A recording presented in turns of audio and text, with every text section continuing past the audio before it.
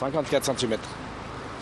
C'est pas la plus grosse que j'ai fait. J'avais fait une de 65 cm, 3,8 kg. Une belle prise pour José. La Gers qui traverse Vienne d'est en ouest abrite encore quelques beaux spécimens de truites.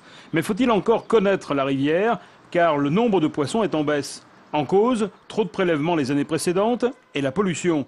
Les rejets de certains industriels entraînent un colmatage du fond de la rivière. Qui dit colmatage de fond dit moins d'insectes, moins de vie dans la rivière, moins de nourriture, donc moins de poissons. La difficulté des colmatages, c'est on supprime les zones de frayère qui sont favorables à la reproduction des poissons.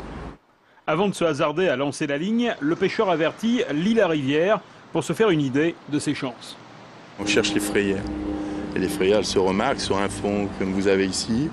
Le poisson gratte, ça va éclaircir et pond ses œufs. Donc on comptabilise un peu tout ça. On pêche pour un plaisir. Je veux dire, le plaisir, c'est d'avoir, par exemple, quand on pêche en sèche, voir le poisson monter à la surface, prendre la sèche, le combat qu'on a avec lui.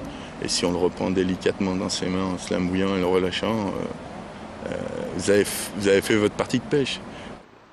Les parcours no-kill, comme ici sur 1 km, permettent de préserver le poisson dans l'univers souvent hostile que représentent nos villes.